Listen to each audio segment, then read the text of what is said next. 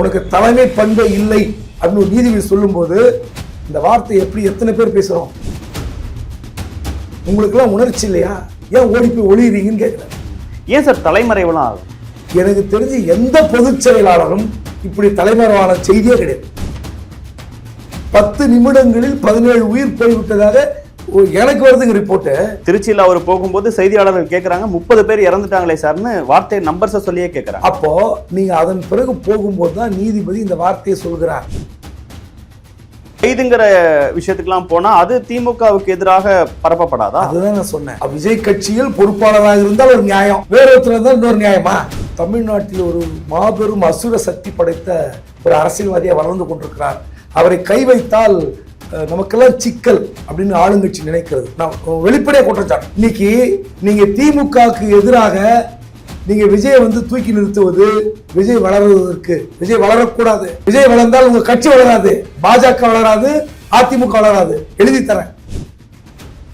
இப்போ 15 நாள் கழிச்சு விஜய் திரும்ப போனா இன்னும் கூட்டம் வரும். இதே போன்ற கூட்டம் விஜய்க்கு வரும். ஆனால் நீங்க ஒரு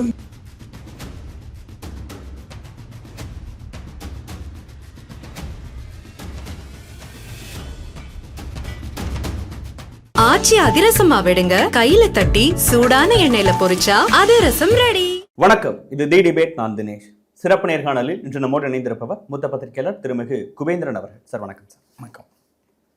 சில நிமிடங்களுக்கு முன்பாக சென்னை உயர்நீதிமன்ற நீதிபதி செந்தில்குமார் அவர்கள் தாவேகா அப்படிங்கிற ஒரு கட்சி கரூர் சம்பவத்திற்கு பிறகு நடந்து கொண்ட விதம் எனக்கு வருத்தம் அளிக்குது, what kind of party is this அப்படிங்கிற வார்த்தைகளை, இது ஒரு மேன் மேட் டிசாஸ்டர் அப்படிங்கிற வார்த்தைகளில் ஒரு நிர்வாகி கூட அங்கே நிற்கல, எல்லாரும் உடனே ஓடிட்டீங்களே அப்படிங்கிறத அப்படின்னு பல்வேறு விஷயங்களை அடுக்கடுக்கான கேள்விகளையும் காட்டமான விமர்சனத்தையும் நீதிபதி அவர்களே முன் வச்சிருக்கிறாரு.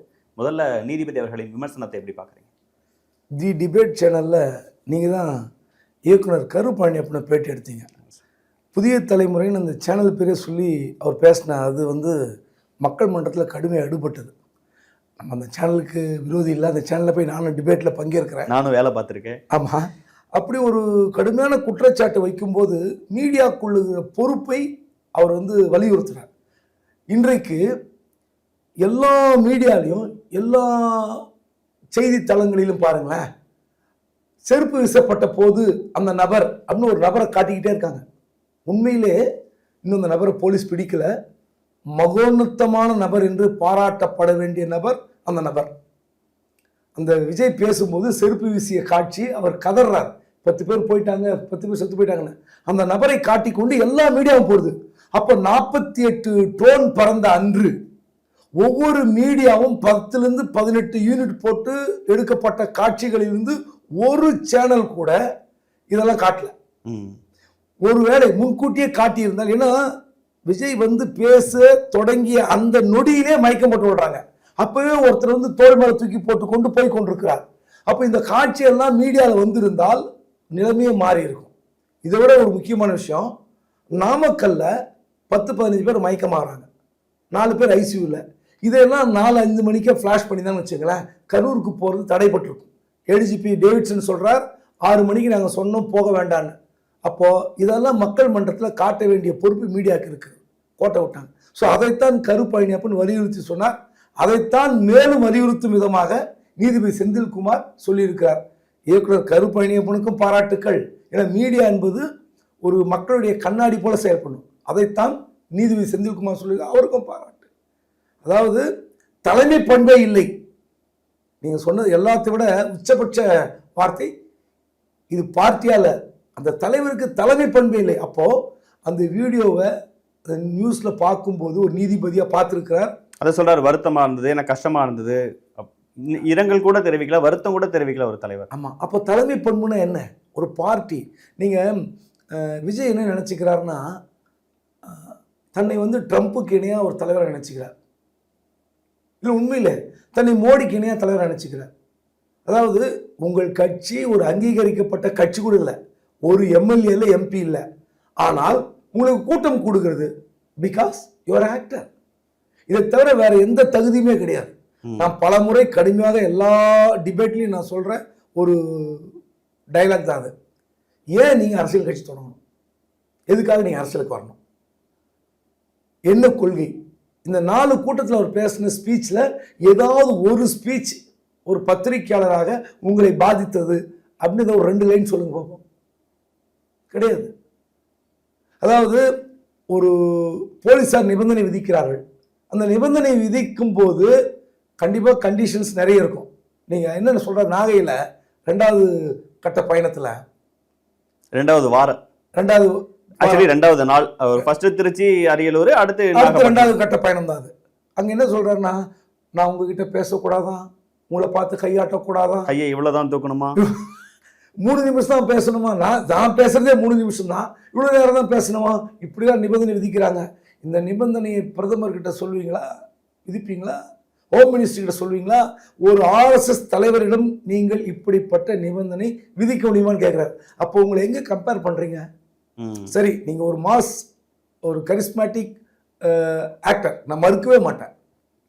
அப்போது நீங்களுடைய அவருக்கு என்ன எப்படி மேலோங்குதுன்னா, நான் போனால் எனக்கு கான்வாய் ரோடு ஃப்ரீயாக இருக்கணும், முன்னாடி ஒரு 25 ஜீப், எப்படி சிஎம்முக்கு போதோ பிஎம்முக்கு போதோ அப்படி ஒரு நிலைமை எனக்கு வேண்டும்னு நினைக்கிறார். இல்லை, அந்த அளவுக்கு புரிதல் இல்லாதவராக இருப்பார் அவர். புரிதல், எங்கள் புரிதல் இருந்திருந்தா நேற்றுக்கு கரூரில் நடந்து விட்டு ஒரு 1 மணி 1.25 மணி நேரத்தில் திருச்சி வந்திருப்பாரா? 10 நிமிடங்களில் 17 உயிர் போய்விட்டதாக எனக்கு வருதுங்க ரிப்போர்ட்டு. ஒரு பத்திரிகையாளர் எனக்கு வருது செய்தி.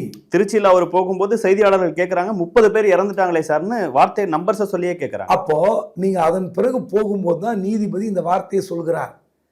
உங்க போய் அந்த பாதிக்கப்பட்ட இடத்தில் விசாரிப்பதற்கு கூட தலைமை அந்த 2ஆம் கட்ட நிர்வாகிகள், அடுத்த கட்ட நிர்வாகிகள் இல்லைன்னு சொல்றது எதுக்கு?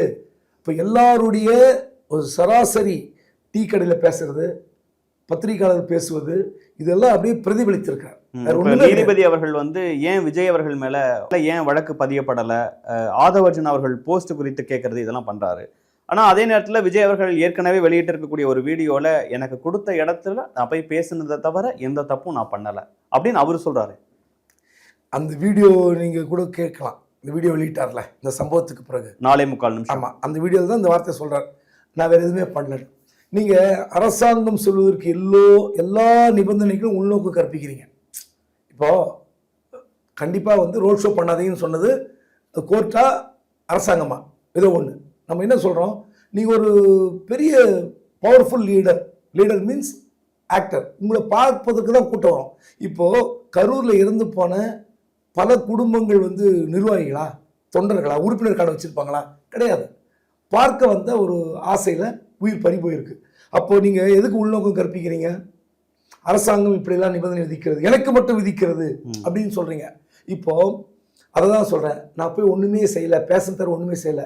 இன்னைக்கு மதுரை கோர்ட்ல ஒரு கேஸ் வருது. அதுல என்ன சொல்றாங்க? 2 கேஸ் வருது. எதை சொல்றீங்க? சிபிஐ விசாரணை கேட்டதை தள்ளுபடி பண்ணிட்டாங்க, முன்ஜாமீன் கேட்டதை வந்து ஒத்தி வச்சிருக்காங்க. சரி, அந்த முன்ஜாமீன் கேஸ்ல என்ன சொல்றாங்க, நீங்க எவ்வளவு நாசம் பண்ணிருக்கீங்க, எவ்வளவு டேமேஜ் பண்ணிருக்கீங்கன்னு உங்களுக்கு தெரியுமான்றாங்க. சரி, அதுல கூட நீங்க பாருங்க, நம்ம காவல்துறை மீது ஒரு குறை சொல்வதற்கு ஒரே ஒரு ஸ்கோப் இருக்கு. நீங்க வந்து மாநில நெடுஞ்சாலைகள், தேசிய நெடுஞ்சாலைகளில் யாருக்கும் அனுமதி இல்லை என்று சொல்கிறீர்கள். ஏன் விஜய்க்கு இந்த அனுமதி கொடுத்தீங்க? சரி, நிகழ்ச்சி ஏற்பாட்டாளர்கள் தான் இந்த தண்ணீர் உள்பட பல வசதிகள் செய்திருக்கணும், அதை காவலர்கள் கண்காணித்தார்களா? ஸோ இப்போ நீங்கள் வந்து கவர்மெண்ட் ஃபங்க்ஷனாக தண்ணி வைப்பதற்கு போலீஸ் வந்து ஏற்பாடு செய்வாங்க. ஏன்னா பட்ஜெட் கொடுப்பாங்க, அந்த பட்ஜெட்டில் கார்பரேஷனோ இல்லை போலீஸோ செய்வாங்க. ஒரு பிரைவேட் பார்ட்டி நடத்துகிற நிகழ்ச்சிக்கு தண்ணி யார் வைக்கணும்? கட்சி தான். ஏன்னா அரசு நிகழ்ச்சினா அரசு நடத்தணும், கட்சி நிகழ்ச்சியை கட்சி தான் வச்சணும். கனிமொழி அவர்கள் வந்து பிரஸ் மீட்லாம் விளக்கம் கொடுக்குறாங்க. அப்போ தண்ணி வைக்காது யார் தவறு? இன்னொரு முக்கியமான செய்தி மக்கள்கிட்ட திரும்ப திரும்ப போய் பதிவு பண்ணணும். ஏன்னா ஜட்ஜு வந்து இந்த அளவுக்கு கொந்தளிப்போடு சொல்லியிருக்காரு. அவருக்கு வந்த வழக்கு என்ன தெரியுங்களா? இந்த மாதிரி ரோடு ஷோகளுக்கு வழிகாட்டும் நெறிமுறைகளை வகுக்க வேண்டும் தான் மனு, பிரேயர். அந்த மனுவே அவர்கிட்ட போனது. ஆனால் அவர் என்ன கேஸ்லாம் எடுத்திருக்காரு பாருங்க. பஸ்ல 2 இடத்துல, பழைய வீடியோ தான் இதுக்கு முன்ன, இந்த கரூர் நடந்த சம்பவம் இல்லை, 2 வீலர்ஸ் 2 இடத்துல விஜயோடைய பஸ் கிட்ட 2 வீலர் கீழே வந்து விழுந்துருது. ஒரு பக்கம் விஜய் வந்த பக்கம், அதாவது பஸ்னுடைய இடதுபுறம், அங்க ஒரு தடவை வண்டி விழுது. இன்னொரு பக்கம் வலது பக்கம் விழுது. வலது பக்கம் விழுந்தது பார்த்தீங்கன்னா அந்த 2 பேருமே இறந்து போயிருக்க வேண்டிய தருணம். ஆனால் எப்படியோ போகுது. அவர் என்ன கேட்குறாருன்னா, தமிழ்நாடு அரசாங்கத்தை பார்த்து கேட்கிறாரு, உண்மையிலே உங்களுக்கு மனசாட்சி இருக்கா? ஹிட் அண்ட் ரன், அந்த வண்டி டூலில் அடிபட்டு கீழே விழுதுல, ஏன் பஸ் நிறுத்தப்படவில்லை? ஏன் வழக்கு போட்டீங்களா? வழக்கு போடலை. ஏன் வழக்கு போடலன்னு கேட்கிறாரு. அப்போ என்ன அர்த்தம்? அப்போ நீங்க லீனியண்டா இருக்கீங்களா? இந்த கட்சியின் மீது தமிழ்நாடு அரசாங்கம் லீனியண்டா இருப்பது காட்டுகிறதுங்கிறார். இல்லை சார், அவங்க விஜய் அவர்கள் மேல வழக்கு பதிவு பண்ணணும். நேற்று திருமாவளவன் அவர்கள் பேசும்போது குறிப்பிடுறாரு, விடுதலை சிறுத்தைகள்ல இருந்து அந்த கோரிக்கையை முன்வைக்கிறாங்க. அது என்ன 2 சாஃப்ட் கார்னரை விஜய் மேல பண்ணீங்க? இன்னைக்கு செந்தில்குமார் அவர்கள், நீதிபதி அவர்களும் அதே கேள்வியை கேட்கிறாங்க. விஜய் அவர்கள் எங்க என்ன தப்பு பண்ணாங்க? இல்ல, இப்போ அந்த கேள்வி ஹிட் அண்ட் ரன்னு இப்போ எல்லாரும் மீடியாவில் பார்த்தாங்க, அது யாராவது செய்தி ஆக்குனாங்களா? இல்லை. ஏன் அப்போ நீதிபதி கேட்பது சரிதானே? நீங்க வந்து அந்த பஸ்ல இருந்து பார்க்கும்போது அண்ணே கீழே விழுந்துட்டு மாதிரி தெரியுது, அப்படியே வண்டி நிறுத்துப்பா. ஒரு பதட்டம் ஆகணும்ல தலைவருக்கு. மனுஷனாவே பதறணும், தலைவன் அது இன்னும் எவ்வளவு இருக்கணும்? அப்போ நீங்க வண்டி கீழே விழுந்ததை கூட தெரியாமல் நிறுத்தாத வண்டி ஓட்டு நீங்க சொன்னீங்களா, இல்ல அந்த டிரைவர் ஓட்டினாரா? கண்டிப்பாக ஹிட் அண்ட் ரன் விஜய் மீது வழக்கு போடணும் அப்படி நீதிபதி வலியுறுத்துவது. நீங்க குறைந்தபட்சம் ஒரு சாமானியனுங்க, நீங்க வண்டி ஓட்டுறீங்க, ஒருத்தர் மேல இடிச்சிட்டீங்க, நிறுத்தி ஐயா அடிபட்டுச்சா, நான் ஹாஸ்பிட்டல் கூட்டு போட்டுமா, ஒரு சிராய்ப்பு தானா, சாரிங்க மன்னிப்பு கேட்பீங்களா இல்லையா? அப்போ நீங்க கேஸ் ஆனிச்சுன்னா நம்ம 6 மாசம் அலையணும். இந்த உணர்வு கூட இல்லாத ஒருத்தர் எப்படி தலைவராக இருக்க முடியும்? கட்சியும் இல்லை, தலைமை பண்பும் இல்லை என்று நீதிபதி சொன்னதை விட நீங்க எல்லாரும் கேட்குற கேள்வி, விஜய் என்ன பாவம் பண்ணார் சார், விஜய் என்ன தப்பு பண்ணாரு, இந்த சிலர் கேட்குறாங்க. அவங்களுடைய சார்பாக சில பேர் கேட்குறாங்க, நீங்கள் கடுமையாக பேட்டி கொடுத்துருக்கீங்க, மேபி உங்களுக்கு அந்த தகவல் உங்களை கூப்பிட்டு கேட்டாங்களான்னு தெரில. ஏன்னா ஒரு 4-5 பேர் கேட்டாங்க விஜய் தரப்புலேருந்து. சார் சொன்னேன், நாமக்கல்ல உங்களுக்கு என்ன டைமிங்? 8:45. சரி 8:45 ஏன் போனீங்க? சார் ஒரு ஃப்ளைட்டு வந்து அவருக்கு வந்து ஸ்பெஷல் ஃப்ளைட்டில் போனார், ஸ்பெஷல் ஃப்ளைட் டைமிங் வந்து அவருக்கு அட்வான்ஸ் பண்ண கேட்டாங்க, ஆனால் அந்த 8:45 தான் கிடச்சிது. சரி 6 மணிக்கு கேட்டிங்களா? இல்லை. 5 மணிக்கு கேட்டிங்களா? இல்லை சார் ஒரு 6 மணிக்கு மேலே தான் கேட்டார். 6 மணிக்கு மேலே இல்லை. எப்போ சொன்னாங்க? காலைல 3:45 சொன்னாங்களா? ஏர்போர்ட் அத்தாரிட்டி ஆஃப் இந்தியா முதல் நாளே சொல்லியிருக்காங்க 6 மணிலேருந்து எங்களுக்கு கிடையாது, 8 மணிக்கு மேலே எடுத்துங்கன்னு. அப்போ என்ன பண்ணியிருக்கணும்? நைட்டே கிளம்பி நாமக்கல்ல போய் ஸ்டே பண்ணியிருக்கணும். அப்படி இல்லையா முன்னாள் இரவு ஃப்ளைட்டை பிடிச்சி திருச்சியில் போய் இருந்திருக்கணும், அங்கே ஏதாவது ஹோட்டல் தங்கியிருக்கணும். இல்லையா காலையில் கிளம்புகிற திருச்சி ஃப்ளைட்டில் ஏறி போய் அங்கே லவுஞ்சில் உட்காந்துருக்கணும். நீங்க 8:45 டைம் கொடுத்துட்டு இது எதுவுமே பண்ணல, நான் தனி விமானத்துல தான் போவேன்னு நினைக்கிற ஒருத்தரா இருந்தாலும் கூட அட்லீஸ்ட் தொண்டர்கள்ட்டையாவது தெரியப்படுத்தியிருக்கணும்.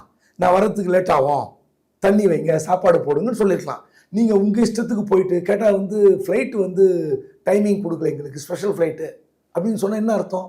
அப்போது இதோட கொடுமை, நீங்கள் 12 மணிக்கு கரூர், எத்தனை மணிக்கு போனீங்க? 7 மணிக்கு.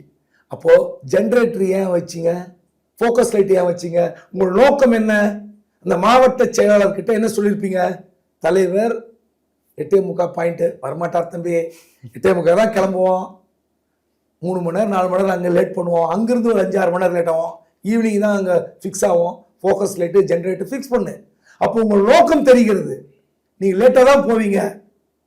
இதுக்கெல்லாம் யார் காரணம்? குறித்த நேரத்தில் போகவில்லை என்பது யாருடைய குற்றச்சாட்டு? போலீஸ் வைக்கிற குற்றச்சாட்டு. அதுக்கு யார் பதில் சொன்னோம்? கேட்டால் வந்து நீங்கள் என்ன சொல்கிறீங்க? வண்டி இன்ச்சு பை இன்ச்சு போச்சு. அப்போ என்ன நீங்கள் வந்து யார்? நீங்கள் இது ஒரு 2 தடவை பார்த்தும் அவங்களுக்கு தெரியல இப்படிதான் நடந்திருக்குங்கிறது. ஏற்கனவே நடந்திருக்க விஷயம் தான், ஃபர்ஸ்ட் டைமும் கிடையாது. திருச்சியில் சொல்லியிருந்தாங்கன்னா நம்ம புரிஞ்சிருக்க முடியும், அது ஃபர்ஸ்ட் டைம் அவராலே யூகிச்சிருக்க முடியாது. அதற்கு பிறகும் இப்படிதான் நடக்கும்னு தெரிஞ்சு இந்த டைம் மாறினதை லேட் ஆகிறத கூட அப்டேட் பண்ணாமல் இருக்கிற பேசிக்கான தவறுகள்லாம் செஞ்சுருக்காங்கல்ல. நீங்கள் ஒரு அரசியல் தலைவர் அப்படின்னா நீங்கள் மக்கள் உங்களை பார்க்க துடிக்கிறாங்க, நீங்கள் அரசியல் தலைவராக மாறணும். உங்களுக்கு 4 முறை ஏற்கனவே நீங்கள் போயிட்டீங்க, இது வந்து அடுத்த கட்ட பயணத்துக்கு வரீங்க. இப்போ அந்த காலத்தில் எம்ஜிஆர் காலத்திலலாம் பார்த்தீங்கன்னா, ஜெயலலிதா காலத்தில், கலைஞர் அண்ணா காலத்தில் தொழில்நுட்ப வசதி கிடையாது. மேடையில் சும்மாவே சொல்லிட்டு இருப்பாங்க. சென்னையில் கிளம்பும்போது வேலூர் மீட்டிங் வச்சுங்களேன், காஞ்சிபுரத்தை கடந்து விட்டார், வாலாஜாவை கடந்து விட்டார், ஆற்காட்டை தொட்டு விட்டார், இவ்வளோ சொல்லிருப்பாங்க. உண்மை தெரியாது. ஆனால் எப்படி கண்டுபிடிக்கலான்னு தெரியுங்களா? போலீஸ்க்கு ஒரு வைர்லெஸ் மெசேஜ் வரும், சார் அவர் வந்து சத்துவாச்சாரி கிராசிங்னா ஒரு 10 நிமிஷத்தில் வந்துடுவாருன்னு தகவல் தெரியும். இதுதான் போலீஸுக்கு கிடைக்கிற வைர்லெஸ் மெசேஜ். இதை வச்சு தான் கட்சி ஏற்பாட்டாளர்கள், நிகழ்ச்சி ஏற்பாடுகள் தெரியும். அப்படி நடந்த கூட்டத்தில் கூட இவ்வளோ டெத் இல்லையங்க. ஆனா நீங்க வந்து இப்போ எல்லா டிவிலையும் ஓடுது, இங்க வந்து கொண்டிருக்கிறார், ஆமா, அங்க வந்து வேலுச்சாமி கொண்டிருக்கிறார். புறமா அது வரதுக்கு முன்னாடி எவ்வளவு தூரத்துல எங்கெங்க இருக்கிறாரு, எந்த பாயிண்ட கிராஸ் பண்ணிருக்காரு, எல்லாத்தையும் அப்டேட் பண்ணிடுறாங்க. அப்போ இவ்வளவு விஷயம் தெரிஞ்ச பிறகு இவ்வளவு லேட் ஆகுது. நிர்வாகிகள் என்ன செய்திருக்கணும்? அடிப்படை வசதிகளுக்கான தேவைகளுக்கான இதைதான் நீதிபதி இத்தனை முறை கேட்கிறாரு. உங்களுக்கு எல்லாம் உணர்ச்சி இல்லையா? ஏன் ஓடி போய் ஒளியுறீங்கன்னு கேட்கிறாரு. ஏன் சார் தலைமறைவுலாம் ஆகணும்? ஒரு பொதுச் செயலாளர், ஒரு கட்சியின் பொதுச் செயலாளர் தலைமறைவுங்கிற செய்திலாம் இது நீங்க இதுக்கு முன்னாடி உங்களுடைய பத்திரிகை அனுபவத்துல எங்கேயாவது பார்த்துருக்கீங்களா? எனக்கு தெரிஞ்சு நான் 93லேருந்து பத்திரிகை துறையில் இருக்கிறேன். பல்வேறு நிகழ்ச்சிகளுக்கு கவர் பண்ணியிருக்கேன். குறிப்பாக வந்து 13 மணி நேரம் வைகோவுடைய நிகழ்ச்சி கவர் பண்ணியிருக்கேன். அவருடைய மெரினா ஊர்வலம் 13 மணி நேரம் ஆர்கே சாலையில் நின்று, அதுக்கப்புறம் பொதுக்கூட்டம் 14 மணி நேரம், நம்ம அதுக்கப்புறம் 5-6 ரிப்போர்ட்டர்ஸ். ஆனால் இந்த கவரேஜ் பாயிண்ட்டு ஜம்மி பில்டிங்ன்றது இப்போ வந்து இந்த மேம்பாலம் இருக்குல்ல, ராயப்பட்ட மேம்பாலம், அந்த பாயிண்ட்ல எனக்கு கவரேஜ் பாயிண்ட் 13 மணி நேரம் நிற்கிறேன். அப்படிலாம் கூட்டத்தை அட்டன் பண்ணியிருக்கிறோம். எந்தவித அசம்பாவிதம் கிடையாது. எனக்கு தெரிஞ்சு எந்த பொதுச் செயலாளரும் இப்படி தலைமறைவான செய்தியே கிடையாது. எந்த கட்சியுடைய பொதுச் செயலாளரும். அவர் போய் நீங்க மனு போடுறாரு, இல்ல தலைமறைவு தானா இல்ல அப்படி ஒரு செய்தியா வருதா? இல்ல அரசாங்கத்திலயும் ஒரு கேம் ஆடுறாங்கன்னு வச்சுங்களேன்.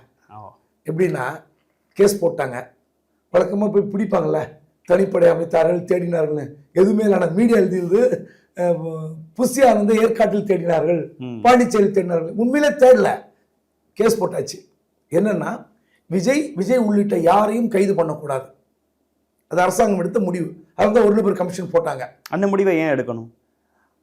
அந்த முடிவு வந்து எடுத்தது 2 வகையில் நல்லது. ஆளுங்கட்சிக்கு எப்படி நல்லதுன்னா, விஜய் கைதுன்னு போயிருந்தேன்னு வச்சுங்க. இல்லை, எஃப்ஐஆர்ல புஷி ஆனந்த் அவர்களின் பெயர் இருக்கு, அந்த மாவட்ட செயலாளர் மதியழகன் பெயர் இருக்கு. அப்படி இருக்கும்போது அவங்க மேல நடவடிக்கை எடுக்க வேண்டிய அவசியம் இருக்குல்ல? இல்ல, மதியழகனை கைது பண்ணிட்டாங்க. எஸ், அவர் இப்ப இன்னைக்கு ஜாமீன்ல. ஆனா ஆனந்த் ஏன் கைது பண்ணல? இந்த இதுல நிர்மல்குமார் பேர், விஜய் மேலே எஃப்ஐஆர் போடலாம். என்னன்னா விஜய் கைது அப்படின்னு செய்தி போயின்னு வச்சுங்களேன், இந்த 41 பேர் இறப்பு பின்னாடி போயிருக்கும். ஓகே, கைது பெருசா இருக்கும். தமிழ்நாடு முழு பரபரப்பா விஜய் கைதுன்னு அது போயிருக்கும். இந்த 41 இறப்பு வந்து பேசு பொருளா மாறி இருக்காது. ஸோ கவர்மெண்ட் எடுத்த முடிவு உஷாரு, அழகா 1 மேன் கமிஷன் போட்டாங்க. அதை வந்து இந்த 41 உயிரிழப்பை வந்து பேசு பொருளாக்குனாங்க. அது கவர்மெண்டோட கேம், இல்லைன்னு சொல்ல. இப்போ என்னன்னா, இப்போ எல்லாரும் வந்து கேஸ் போட்டாச்சு, இப்போ போய் பெயில் கேட்குறாங்க. 3 சாய்ஸ் தான். ஒன்று பெயில் கிடைக்கும், பெயில் கிடைச்சா அவங்கள வந்து கோர்ட், நாங்கள் கேஸ் போட்டோங்க, பிடிக்கலான்னு பார்த்தோம், வெளியே தெரியாமல் ட்ரை பண்ணோம், அவர் போய் பெயில் வாங்கிட்டாரு. ஒருவேளை பெயில் கொடுக்கலன்னா கைது பண்ணுங்கன்னு நீதிமன்றத்தில் உத்தரவு வரும். இப்போ வந்தது இல்லை, போய் பிடிக்கணும், இல்லை சரண்டர் ஆகணும் உத்தரவு வரணும். இப்போ ஆதவ அர்ஜுன் பாருங்க, அந்த கட்சியினுடைய தேர்தல் பிரிவு மேலாண்மை பொதுச் செயலாளர். அந்த பொதுச் செயலாளர் 4ஆம் தேதி தான் உத்தரகாண்டில் பேஸ்கெட் பால் அசோசியேஷனுடைய நிகழ்ச்சி. அங்கே போகிறதுக்கு 1ஆம் தேதியே போகிறார். ஒரு நிகழ்ச்சிக்கு 4 நாட்களுக்கு முன்னாடி போற ஒரு நபரை இப்பதான் பார்க்குறோம். 1, 2 டெல்லிக்கு போயிட்டார். இப்போ இந்த ஒருவேளை சென்னை ஹைகோர்ட் உத்தரவுக்கு எதிராக அப்பீல் போகலாம் சுப்ரீம் கோர்ட்டில். அதுக்கு தான் எனக்கு தெரிஞ்சு முன்கூட்டியே போய் அங்கே டெல்லியில் லாபி பண்ணி ஸ்டே வாங்கலான்னு ஒரு பிளானோட போயிருக்கலாம். ஆனால் இந்த உத்தரவுக்கு மீறி சுப்ரீம் கோர்ட்டில் என்ன உத்தரவுன்னா கிடைக்கலாம். ஆனால் இதையெல்லாம் பார்த்த நீதிபதிகள் இந்த இவரோட உத்தரவெல்லாம் பார்க்கும்போது அங்கேயும் போட்டு காட்டினாங்கன்னு வச்சுங்க, இந்த பஸ் காட்சி, இந்த கலவர காட்சி கண்டிப்பாக ஜப்பான் எதிரொலித்திருக்கிறது. ஜப்பானுடைய வெளியுறவுத்துறை அமைச்சர் இரங்கல் தெரிவித்திருக்கிறார். அதனால் கண்டிப்பாக உச்ச நீதிமன்ற நீதிபதிகளும் இந்த காட்சிகளை பார்த்திருக்க முடியும். எப்படி உங்களுக்கு பெயில் கிடைக்கும்? ஆதவ அர்ஜுனா மேல சட்ட நடவடிக்கை எடுக்கணும்ட்டு அவர் டெலீட் பண்ண ட்வீட்டை நீதிபதிகிட்ட காமிக்கிறாங்க. அவர் வந்து இது வந்து மக்களிடையே புரட்சியை தூண்டுற மாதிரி இருக்கு, இதன் பின்புலத்தை ஆராயணும்னு சொல்றது. இந்த விஷயங்கள்லாம் எப்படி பாக்குறீங்க? அதாவது அவர் பதிவு செய்து டெலீட் செய்து விட்டார் என்பது ஒரு 20 நிமிஷத்துல டெலீட் பண்ணிட்டார் டாக்டிஸ். அவர் என்னன்னா அது முடிஞ்சிடுச்சு. இப்போ நான் சொன்ன ஸ்டேட்மெண்ட்டை வாபஸ்னா கூட அந்த ஸ்டேட்மெண்ட் இருக்கும்ல, அது டாக்டிஸ். ஆதவ அர்ஜுன் பயங்கர கில்லாடி, தெளிவான நபர். அதை பதிவு பண்ணிட்டு டெலீட் பண்ண இருக்காதா? அதுக்கு தான் உங்களை வாட்ச் பண்ணுறதுக்கு ஆப்போசிட் டீம் இருக்கு, திமுக ஐடி விங் இருக்கு, போலீஸ் இருக்கு. இப்போ ஃப்ளாஷ் ஆயிடுச்சு. இல்லை, அதுக்குள்ளேயே எக்கச்சக்க ரீட்வீட், அதை வச்சு டெலிகிராம்ல போடுறது, எல்லா வாட்ஸ்அப் குரூப்லையும் போடுறதுன்னு போயிடுச்சு. ஆமாம், சாலையில் நடந்தாலே தடியடி, சமூக வலைதளத்தில் கருத்து பதிவிட்டாலே கைது. ஏங்க எப்போ கண்டுபிடிச்சிங்க இதெல்லாம்? தமிழ்நாட்டில் அப்படி நடக்குதா? சரி, இதை போட்டாங்களே, கேஸ் போட்டாங்களே, ஏன் பிடிக்க முடியாது? வீட்டில் தான் இருந்தார், மீடியாலாம் போய் மைக் நீட்டுவாங்க. அதுக்கப்புறம் தான் கிளம்பி போனார் டெல்லி. ஏன் பிடிக்கல? முதலமைச்சரோட வந்து 2-3 வருடங்கள் 6-7 வருடங்கள் சைக்கிள் ஓட்டினார்ன்ட்டு பிடிக்கலையா? முதலமைச்சர் ஒரு காலத்தில் நெருக்கமான நண்பராக இருந்தார் அப்படின்னு விட்டுட்டீங்களா? சாஃப்ட் கார்னரோட அணுகுறாங்கன்னு இல்ல, நினைக்கிறேன். அதை தான் நீதிமன்றம் கேட்டிருக்கு. வழக்கு போட்ட பிறகு எதற்காக காத்திருக்கிறீர்கள் கேட்டாங்க நீதிபதி. எதுக்கு கேட்டாங்க? யாருக்காக காத்திருக்கிறீர்கள்? நீதிமன்ற உத்தரவுக்காக நீங்கள் காத்திருக்கிறீர்களா? போலீசார் பார்த்து கேட்ட கேள்வி. அப்ப நீங்க வழக்கு போட்டு அப்படியே விட்டுலாமா? இல்ல, சரி, கைதுங்கிற விஷயத்துக்குலாம் போனா அது திமுகவுக்கு எதிராக பரப்பப்படாதா? அதுதான் நான் சொன்னேன். அரசியல் பழிவாங்கலுக்காக பண்றாங்கங்கிற வார்த்தைகள்லாம் பேச மாட்டாங்களா? சரி, இதே மாதிரி ஒரு ட்விட்டர் எக்ஸ் தளத்துல நீங்களும் நானும் போட்டு சும்மா இருந்துட முடியுமா? வீட்டுக்கு வந்து கவு தட்டிட மாட்டாங்களா? அப்போ விஜய் கட்சியில் பொறுப்பாளராக இருந்தால் ஒரு நியாயம், வேற ஒருத்தர் இருந்தால் இன்னொரு நியாயமா? நீங்க நேபாளத்தில், இலங்கையில், பங்களாதேஷில் வெடித்த கலவரம் போல் வெடிக்க வேண்டும், ஆட்சியாளர்கள் தூக்கி எறிய வேண்டும். எந்த ஆட்சியாளர்கள்? எழுத வேண்டியது என்ன துணிச்சலா? டெல்லி ஆட்சியாளர்களா இல்ல தமிழ்நாட்டு ஆட்சியாளர்கள்? எழுத வேண்டியது என்ன இந்த ஆதரவு? நீங்க போட்டுட்டு அழிக்கிறது இல்லை. எந்த ஆட்சியாளர்கள்? அது தேச துரோக வழக்குங்க. அது தமிழ்நாட்டில் அப்படி ஒரு கலகம் இறையாண்மைக்கு எதிரானது. ஆமா, எல்லாத்துக்கும் எதிரானது. தமிழ்நாட்டில் அப்படி ஒரு புரட்சி வெடித்தால் என்ன புரட்சி? இங்க இருக்கிற ஆளுகிற அரசாங்கத்தின் தலைமை பதவியில் இருக்கிற வீட்டுக்கு உள்ள போய் அடிக்கணும். அதான உங்க நோக்கம்? அப்படியே நடந்தது இலங்கையில, அப்படியே நடந்தது நேபாளத்துல. அப்ப வந்து இது மத்திய அரசு வந்து ஏற்குமா? யாராக ஏற்பார்களா? நீங்க தேர்தல் ஜனநாயக முறையில் ஆட்சியாளர்களை வந்து இறக்குவது என்பதுதான் அதான் ஜனநாயகம். அதுதான் நீங்க வந்து கேட்கிற ஒரு ஓட்டு முறை. அதுல மக்கள் கிட்ட கேட்குறீங்க, அவங்களை இறக்கிட்டு எங்களை ஏத்துங்கன்னு. குறைந்தபட்ச நாகரிகமே இல்லாம அதை பதிவு பண்ணிட்டு நீங்க இவ்வளவு நாள் இருந்து ஆச்சரியங்க. அதான் சாஃப்ட் கார்னர் வந்து திரும்ப கேட்டதும் அந்த கேள்விதான், நீதிபதி கேட்டதும் அந்த கேள்விதான். அண்டர் டீலிங் இருக்கான்னு கேட்டாரு. அவர் வந்து எந்த கோபத்துல கேட்டார் என்பது வேறு, திரும்ப கேட்டது. ஆனா உண்மையில வேறு யாராவது இப்படி ஒரு எக்ஸ் தளத்தில் பதிவு செய்திருந்தால் என்ன நடவடிக்கை பாய்ந்திருக்கும்? இந்த திருமா அவர்களின் கோபமான ஒரு பிரஸ் மீட், அதற்கு பிறகு நீதிபதியோட ரொம்ப காட்டமான கேள்விகள். இதற்கு பிறகு ஒரு பத்திரிகையாளரா நீங்க தொடர்ந்து அரசியலை கவனிக்கிறவரா என்ன நடக்கும்னு நினைக்கிறீங்க? நீங்க சொல்ற மாதிரி ஸ்ட்ராங்கான நடவடிக்கைகளுக்கு ஸ்டாலின் அவர்கள் செல்வாரா? கைதுங்கிற விஷயங்கள்லாம் நடக்கிறதுக்கே வாய்ப்பு இருக்கா? இல்லைங்க, விஜய் வந்து ஒரு தமிழ்நாட்டில் ஒரு மாபெரும் அசுர சக்தி படைத்த ஒரு அரசியல்வாதியாக வளர்ந்து கொண்டிருக்கிறார். அவரை கை வைத்தால் நமக்கெல்லாம் சிக்கல் அப்படின்னு ஆளுங்கட்சி நினைக்கிறது. நான் வெளிப்படையாக குற்றச்சாட்டு. அது வந்து பல தொகுதிகளில் வந்து இவர்களுக்கு வந்து சிக்கல் ஆகும், ஓட்டு வந்து வராது. முதல் தலைமுறை வாக்காளர்கள், அப்புறம் டிஎம்கே வேண்டாம், ஏடிஎம்கே வேண்டாம் அப்படின்னு நினைக்கிற வாக்காளர்லாம் வந்து அவருக்கு ஓட்டு போட்டுட்டா என்ன ஆகும்? மைனாரிட்டி ஓட்டு அவர் கபலீகரம் செய்து விட்டால் நாம் பாதிக்கப்படுவார்.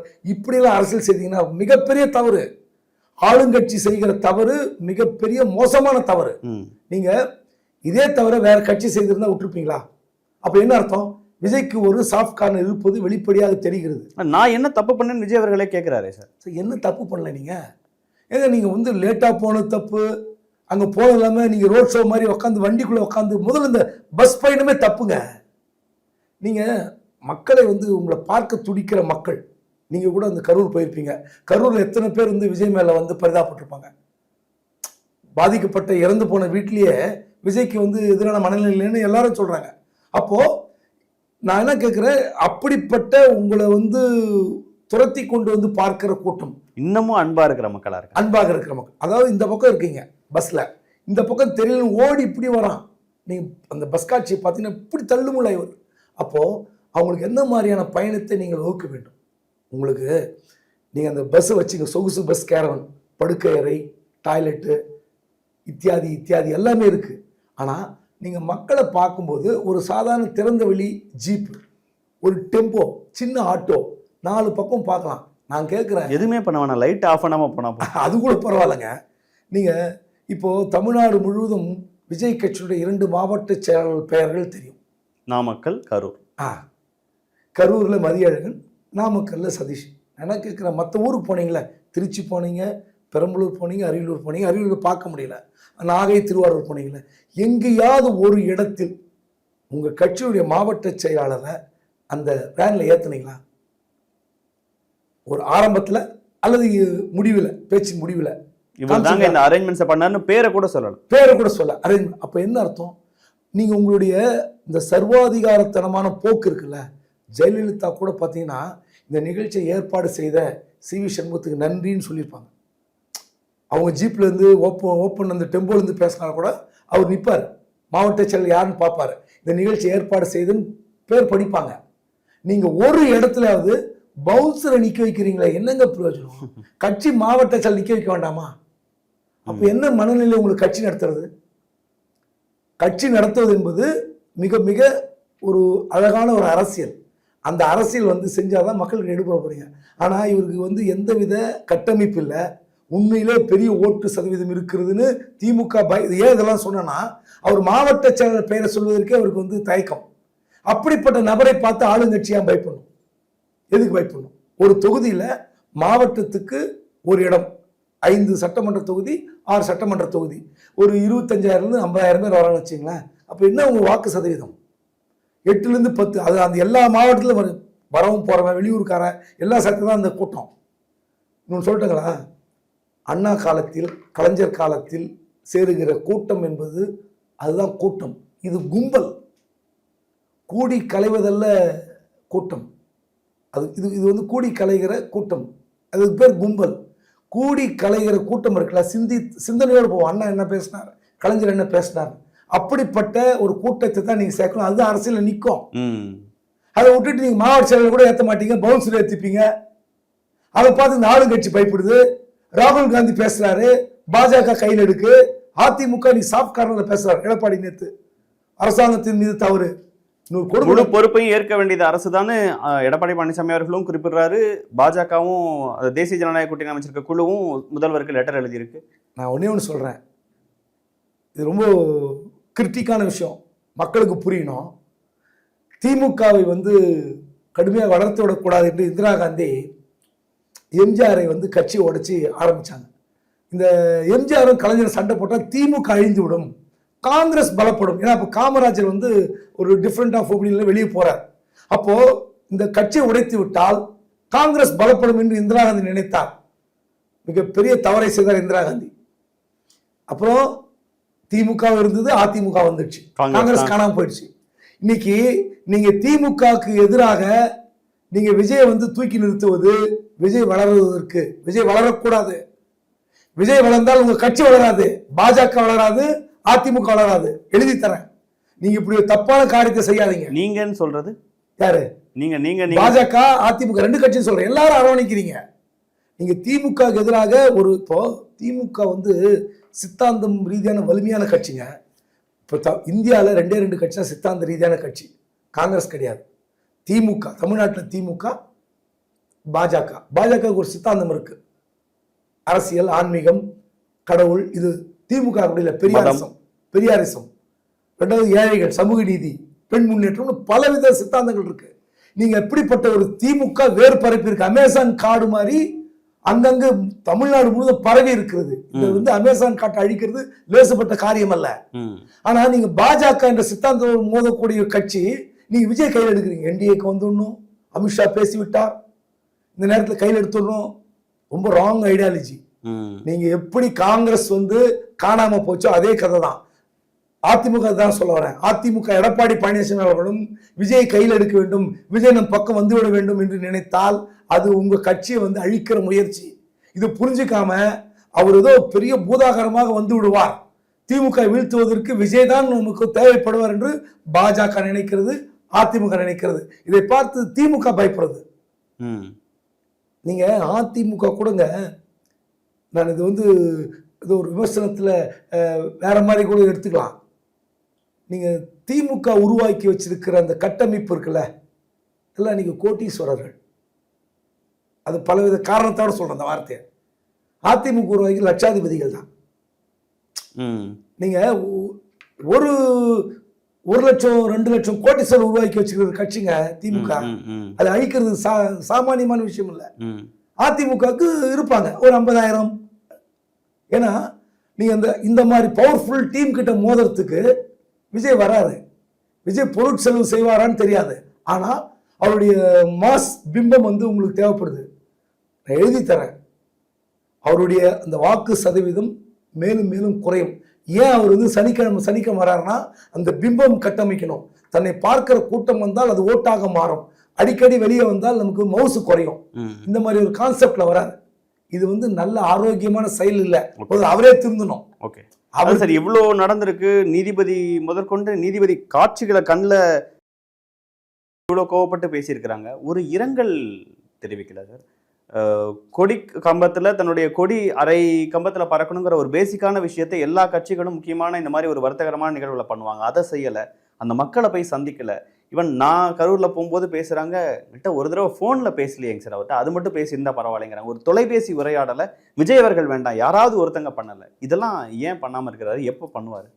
நல்ல ஆலோசகர் இல்லைங்க. ஃபர்ஸ்ட் ஆஃப் ஆல் ஒரு லீடருக்கு அவர் நாலேஜபிளாக இருக்கலாம், கலைஞர் நாலேஜபிளாக இருக்கலாம், ஜெயலலிதா நாலேஜபிளாக இருக்கலாம். ஏன் தனக்கான ஒரு சில ஆலோசகர்களை ஏன் வைத்துக் கொள்கிறார்? ஏன் சில பேர்கிட்ட கேட்குறாங்க? ஸோ நல்ல ஆலோசகர் இருந்திருந்தால் அவர் திருச்சி விட்டு வெளியே வந்திருக்க மாட்டார். திருச்சியிலேருந்து எங்கேயாவது ஒரு இடத்துல நான் கொஞ்சம் தனிமையில் இருக்கணும், அங்கே நிர்வாகிடுவாங்க, அடுத்த கட்ட நடவடிக்கை நம்ம தயாராகணும், என்னென்னலாம் பண்ணலான்னு சொல்லிட்டு அங்கே உட்காந்துருப்பார். தமிழ்நாட்டில் இருக்கிற நம்பர் 1 அட்வொகேட். இவங்களுக்கு தான் அட்வொகேட்டே கிடைக்க மாட்டாங்க.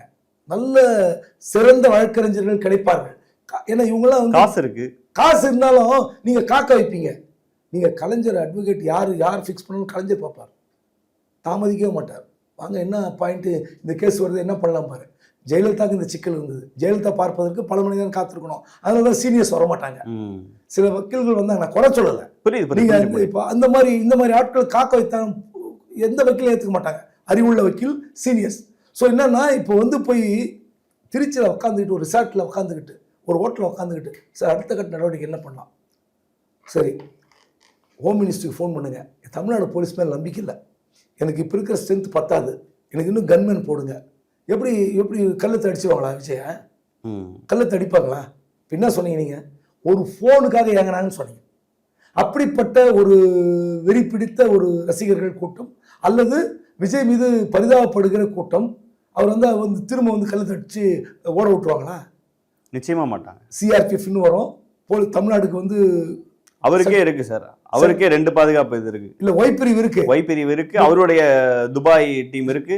இல்ல இருந்தாலும் எக்ஸ்ட்ரா ஸ்ட்ரென்த் கேட்டு நான் போய் ஹாஸ்பிட்டலில் பார்க்க போறேன், என்னுடைய மக்களை நான் பார்க்க வேண்டும், பாதிக்கப்பட்ட மக்களுக்கு நான் ஆறுதல் சொல்ல வேண்டும் சொல்லியிருந்தாருன்னா சென்ட்ரல் கவர்மெண்ட் இப்போ கையில் சென்ட்ரல் கவர்மெண்ட் அப்போ எடுத்திருக்காதா? அழகாக கொடுத்துருக்கும். அது சொன்னேன், நல்ல ஆலோசகர்கள் முதலில் வைத்துக் கொள்ளுங்கள். விஜய் வந்து அரசியல் ஜெயிக்கலையா வேற, அவர் வந்து ஏன் வேண்டான்னு சொன்னா, தமிழ்நாட்டில் 2 திராவிட கட்சிகளே போதும், இன்னொரு புதிய கட்சி வந்து இன்னும் மக்களை குழப்ப வேண்டியதில்லை. புரியுதுங்களா? இவர் என்ன சொல்றாரு பாருங்க, புதுசா சொல்லுங்க, என்னத்தை புதுசா சொல்றதுன்னு கேட்கிறாரு. உங்களால புதுசா சொல்ல கூட முடியலன்னா எதுக்கு கட்சி நடத்துறீங்க?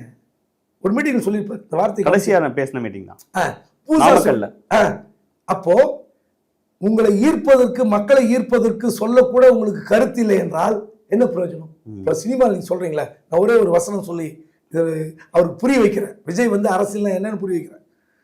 இப்போ வந்து தமிழ்நாடு முழுவதும் லஞ்சம் வந்து தலைவிரித்து ஆடுகிறது. ஆனால் லஞ்ச ஒழிப்புத்துறை கேஸ் போடுறாங்க, கைது பண்ணுறாங்க, திரும்ப வேலைக்கு வராங்க.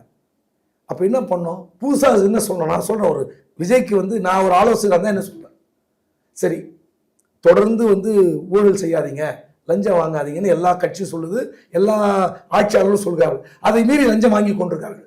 பட்டா, சிட்டா, ஜாதி சான்றிதழ், வாரிசு சான்றிதழ், எல்லாத்துக்கும் லஞ்சம். ஆன்லைன்ல போட்டவங்க லஞ்சம் வாங்குறான். வீட்டுக்கு வந்து நீங்க அப்ளை பண்ண ஆன்லைன்ல உங்களுக்கு எதுவுமே கிடைக்காதுங்க. திமுக அரசாங்கம் கடுமையான குற்றச்சாட்டு வைக்கிறேன். ஒரு ஆன்லைன்ல நீங்க அப்ளை பண்ணா உடனே உங்களுக்கு எதுவுமே கிடைப்பதில்லை. 100ல் 1 கிடைக்கும், 1 2 கிடைக்கும். அவங்க உடனே ட்விட்டர்ல எழுதுவாங்க, ஆஹா நான் அப்ளை செய்தேன், என் வீட்டுக்கு வந்து அந்த தாசில்தார் ஆணத்தள்ளி சான்றிதழ் வழங்கி விட்டான்னு எதை எழுதிட்டா அதை வச்சு ஓட்டிட்டு இருப்பாங்க. என்ன சொல்லணும்? இப்படி லஞ்சம் நடக்குதுல்ல. நான் ஆட்சிக்கு வந்தால்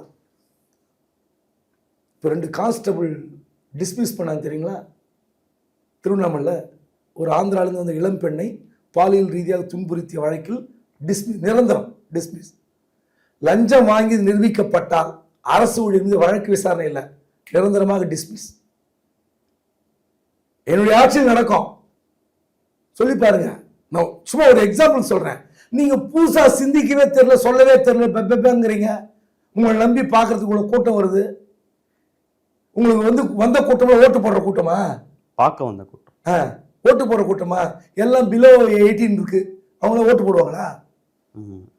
நாளைக்கு எப்படி மாறுவாங்கன்னு தெரியாது.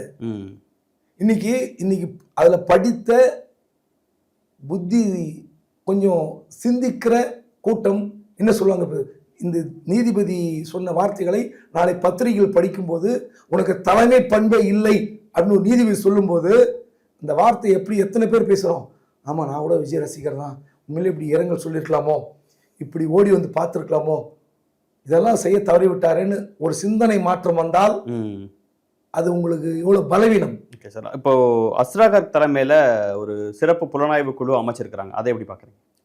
அது ஒரு நீதிபதி அவர்களே இல்லை, நீதிபதி அமைச்ச குழு நல்ல குழு தான். பட் ஒரு திறமையாக இதை வந்து கையில் எடுத்து விசாரிக்கணும். இப்போ வந்து தவறு யார் மீது என்பது அரசாங்கத்தின் மீது இல்லை. ஏன்னா இப்போ வீடியோ எல்லாம் போட்டுக்கிறாங்க யூடியூப்லாம், அவங்க கட்சியால் வந்து அவங்க அவரை பார்க்க வந்த கூட்டமே தான் நெரிசலில் சிக்கியிருக்கு. இப்போ என்னெல்லாம் எனக்கு என்ன தெரியுமா, நீங்கள் இது என்ன விசாரணை செய்தாலும் 41 உயிர்களுக்கு என்ன பதில் சொல்ல முடியும்? போன உயிர் போனது. இப்படி ஒரு சம்பவம் நடக்காமல் இருப்பதற்கு ஆளுங்கட்சி, எதிர்கட்சி, இப்போ இருக்கிற கட்சி கூட ரோட் ஷோ நடத்துகிறாங்க, முதலமைச்சர் ரோட் ஷோ நடத்துகிறார். இனி அதை நடத்தவே கூடாது, விதிமுறைகளை வகுக்கணும், கடுமையான விதிமுறைகள். இப்போ எடப்பாடி பழனிசாமி 173 தொகுதிக்கு போயிட்டார், பஸ்ஸில் போனார். அதுபோல் இந்த பஸ் கலாச்சாரம் ஒழிக்கப்படணும். ரோடில் நின்று பேசக்கூடாது. உங்களுக்கு ஒரு பொது இடம், பொது இடத்துல பேசுங்க. எங்க ஒரு 5000 பேர் இருந்தால் போதாதுங்க ஒரு சட்டமன்ற தொகுதிக்கு? 10,000 பேர் வந்து எதுக்கு 50,000 பேர் 1,00,000 பேர் கூட்டுறீங்க? நீங்க ஏதோ எல்லா தொகுதிக்கும் போக போறீங்கல்ல. ஸோ இந்த வழிகாட்டு நெறிமுறைகளை கடுமையாக்கணும். இன்னும் சொல்ல போனா பொது சொத்துக்களுக்கு டேமேஜ் நீங்க அப்புறம்லாம் இல்லை, எந்த கட்சி கூட்டம் போடுதோ அந்த கலெக்டர் கிட்ட 1 கோடி ரூபாய் கட்டணும். 1 கோடி ரூபாய் அந்த மாவட்ட கலெக்டர் கிட்ட 1 கோடி ரூபாய் கட்டணும். இப்போ இங்க எத்தனை வைப்பு தொகையா கொடுத்துருங்க. இது நீதிமன்றம் இல்லை, அந்த கலெக்டர் இப்போ விசாரணை நடத்தி, ஆர்டிஓ விசாரணை நடத்தி, அந்த ஒரு ஹோட்டலும் ஒரு ஹாஸ்பிட்டலும் டேமேஜ் ஆயிருக்கு. அவங்களாம் வந்து எப்படிங்க செலவு பண்ணுவாங்க? ஒரு சாதாரண ஹோட்டல் ஓனராக இருப்பார், அவருக்கெல்லாம் டேமேஜ் ஆயிருக்குல்ல, அது எப்படி கொடுப்பீங்க?